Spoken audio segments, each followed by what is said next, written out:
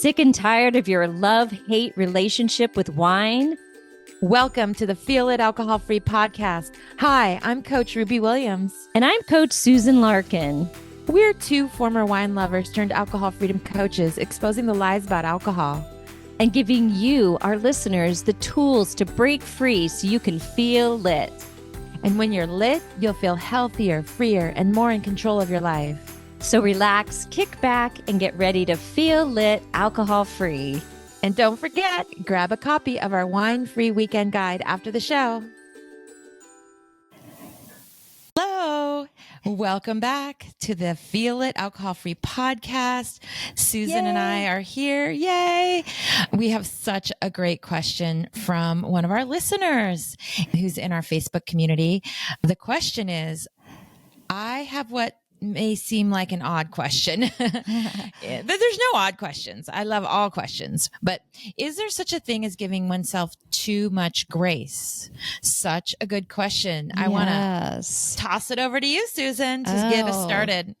Well, I think it's a great question and not odd at all, because most of us are not familiar, maybe even with what grace is, but giving ourselves grace and self-compassion. I mean, I know that I was like a black belt in beating myself up, and I thought that being hard on myself was the only way for me to change. And that's sort of like, I don't know if that's something we learn as kids, like how, I don't know where that comes from, but just in our minds, you know, it's like, oh, just beating, you know, Susan, what's wrong with you? You know, like beating myself up was the only way that I could, you know, overcome something or really affect change. And, you know, but if you look at it objectively, if beating ourselves up worked, I would have been successful at not drinking a lot sooner, but it doesn't work. It backfires because beating ourselves up makes us feel bad about ourselves.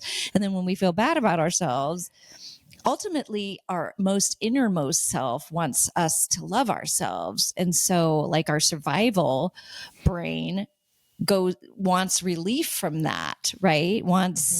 Doesn't want to feel bad. It wants relief. And then where do we turn when we want relief? So, yeah.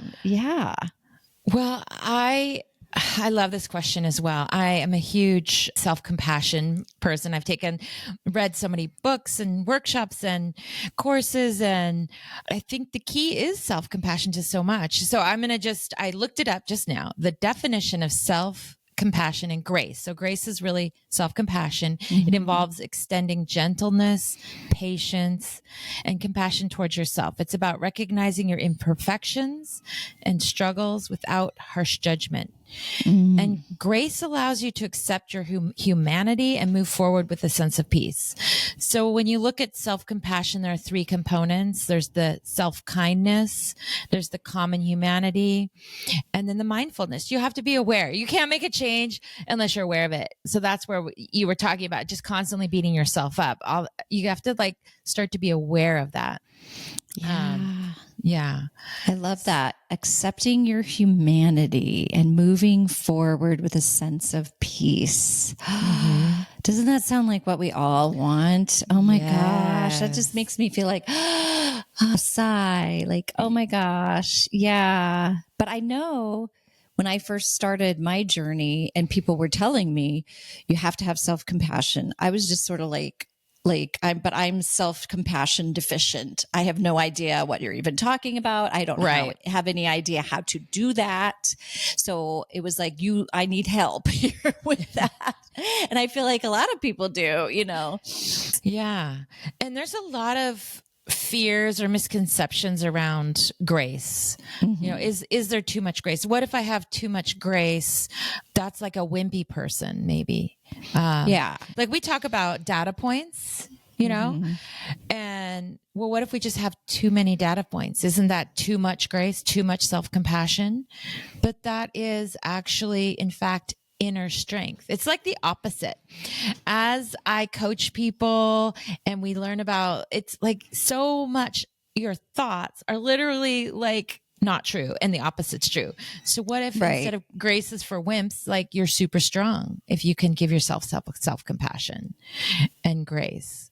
Wow. Yeah, I love Yeah. that turnaround. That's amazing. Or yeah, I know. Without beating ourselves up or whatever, that is the way that I used to get things done. Then the fear is, how am I going to do anything if I'm just all loosey goosey and like self-compassion? Yeah, that's what I used to right. think. Right. Yeah. Yeah. Or, is grace or self-compassion just saying like, poor me? But if you can also switch the perspective to everyone's struggles, like the common humanity piece really resonates for me. Everyone struggles. Everyone's got something that they're struggling with. And that can help you to like forgive others as well, you know? Ooh, I love that. Yeah, remembering that we are not the only ones. I was just at a function and I sometimes get anxious in social settings. And I had to remember that many people get anxious in social settings. So I'm not the only one walking around going, I don't know what to say to people. I'm not good at small talk. I'm not really, my husband's great at it. He could go to a party and be with everyone he doesn't know and just be completely fine. And I'm not, but most people aren't. Most people are not like him. And so I have to remember that everyone else is wanting to find someone to talk to as well. Yeah. Yeah. The hashtag because human. I love that. I love that too. We're all human. We all make mistakes. But how is that serving us to just constantly beat ourselves up, that barrage of, we're not good enough or we're failing? It was constant in my head. And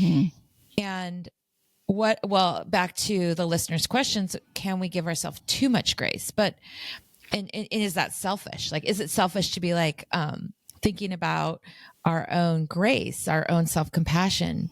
But actually, again, the opposite is true. The more we can just be kind to ourselves, and we'll start to have kinder thoughts. It all affects your thoughts and your feelings and your behaviors. It's all intertwined. Yeah.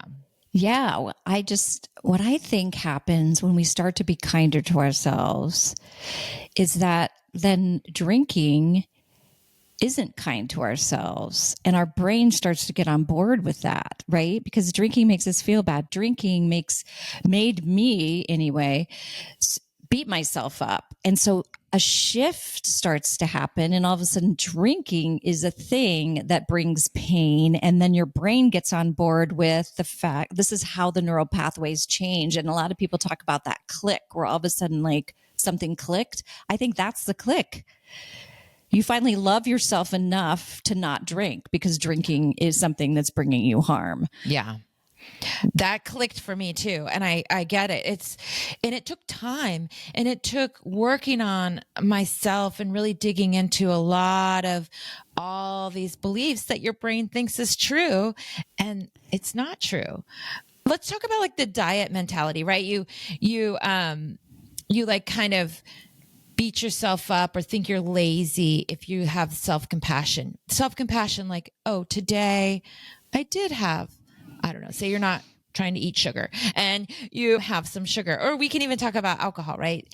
And if you're so hard on yourself that it's just going to create this negative feelings, negative thoughts, and all of a sudden you're back to you're drinking again.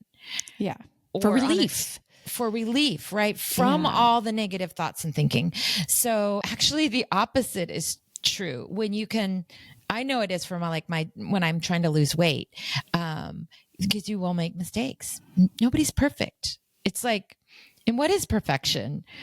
There is no such thing. Right. There's no such thing. So you just have compassion. Yes, I drank, but why? And you just, okay, that happened.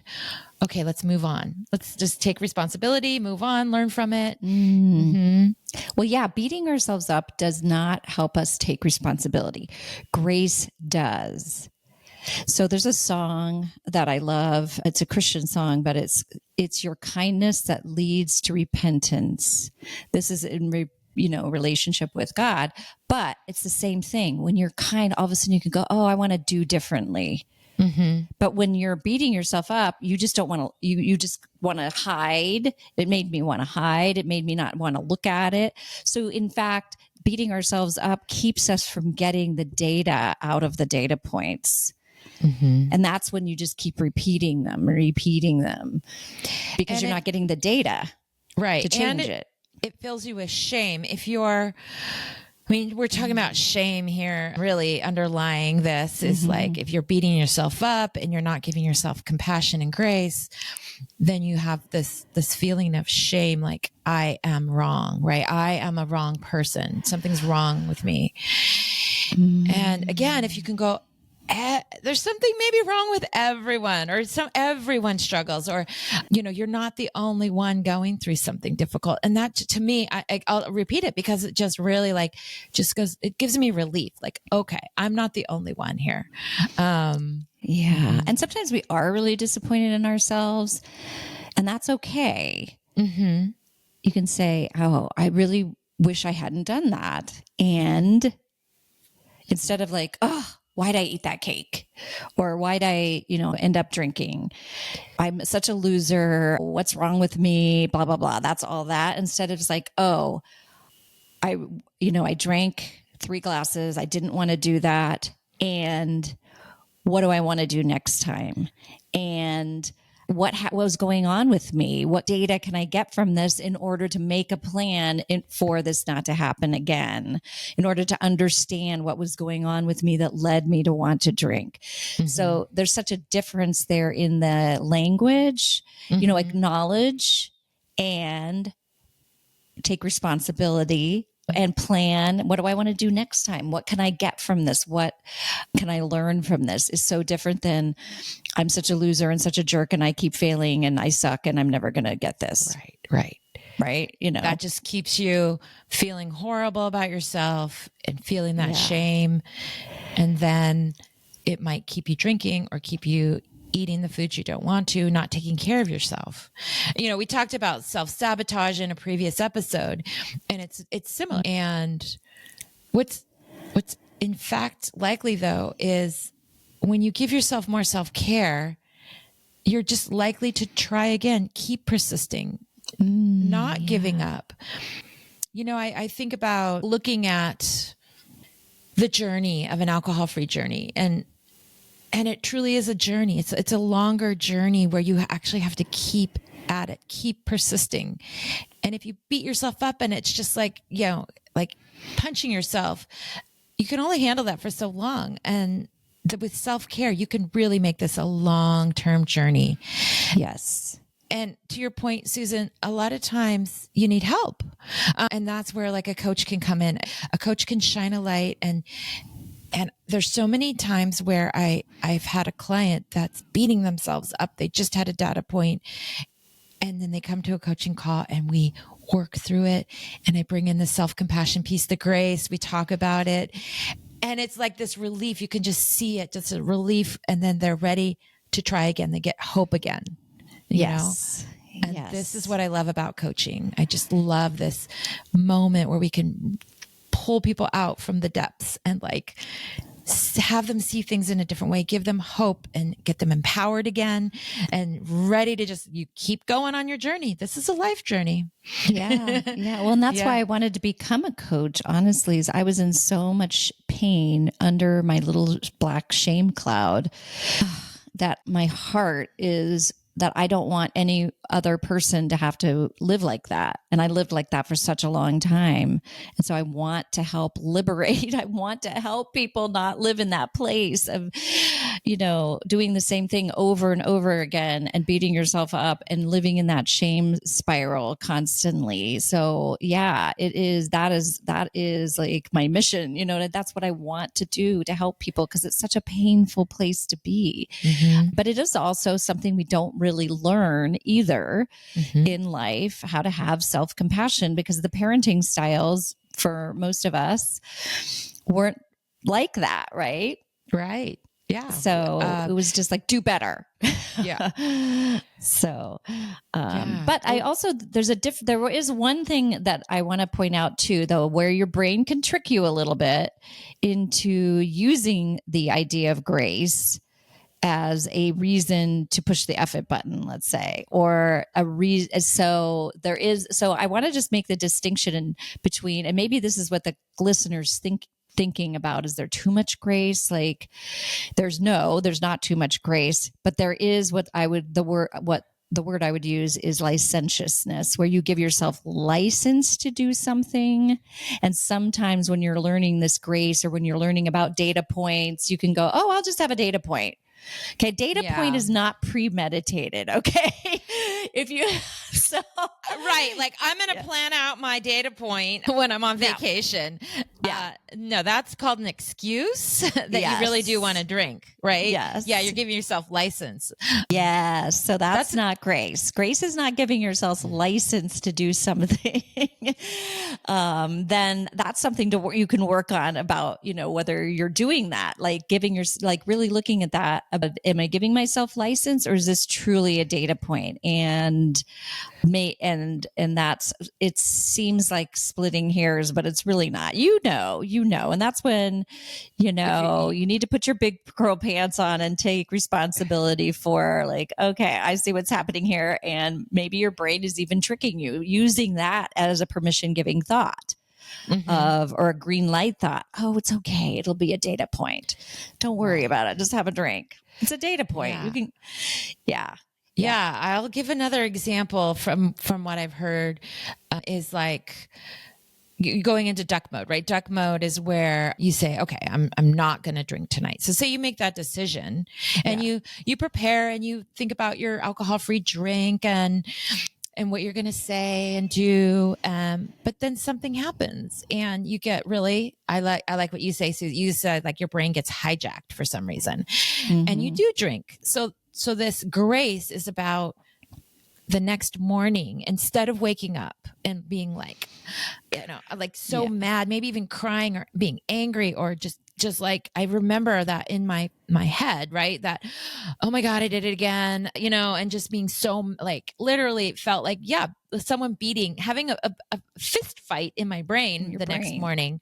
And that's when you want to go, okay, that happened. Take a deep breath. What can I learn from it? And that's what we mean by having self-compassion or grace. Mm-hmm. But it's not preemptive. That's license. Right. That's licentiousness.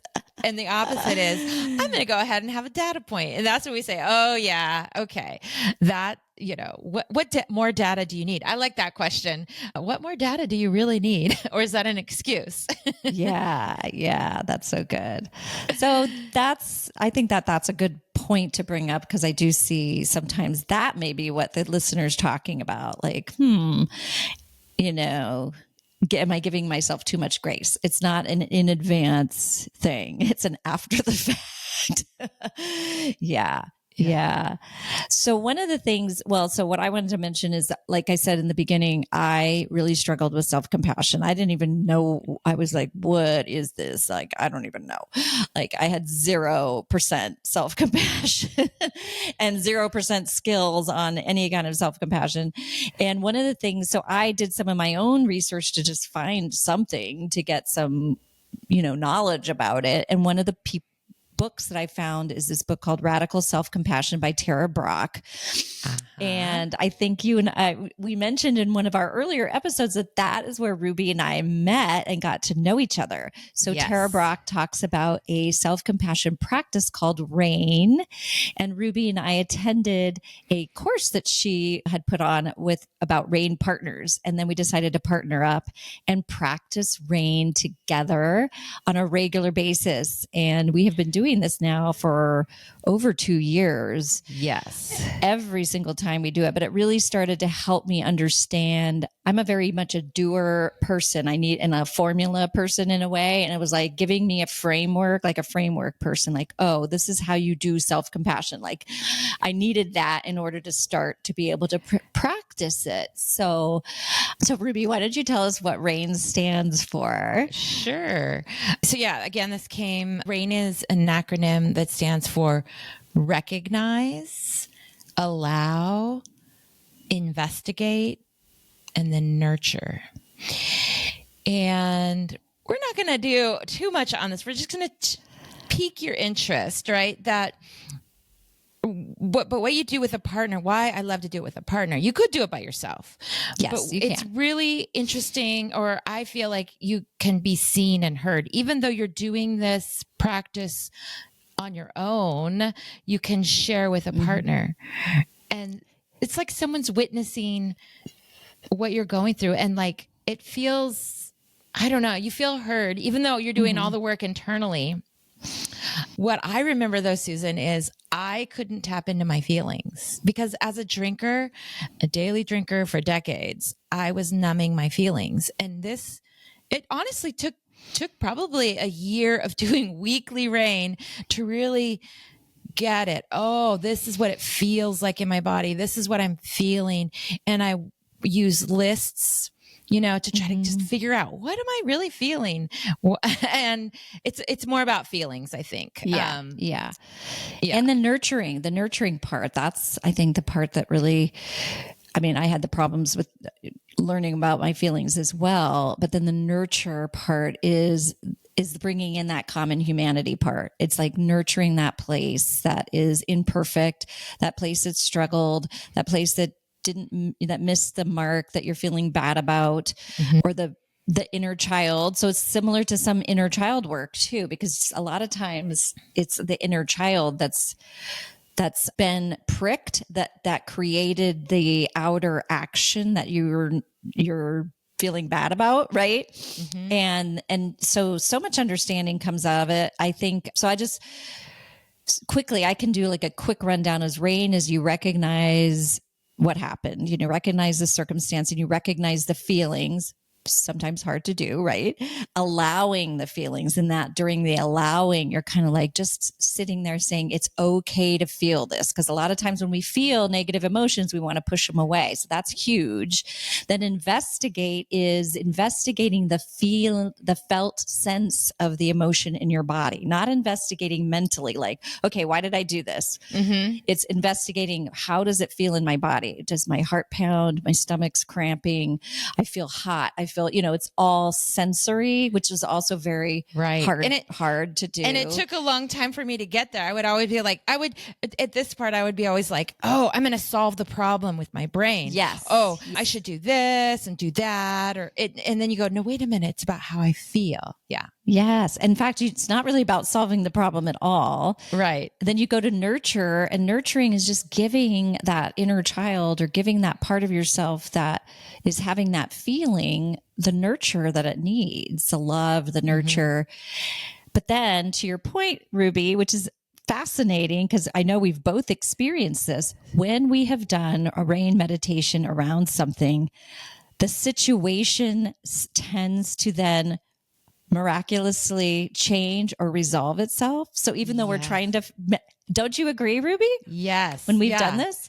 So the goal really here is just to provide self-care and support for yourself. And the situation then is kind of secondary, huh? It's interesting. Yeah. Sometimes we go, oh my gosh, I was just 5 minutes ago, or, about 20 minutes for meditation. It's like, I was just like so spinning around something, and then all of a sudden you're just like, oh, it's okay, so I can handle it.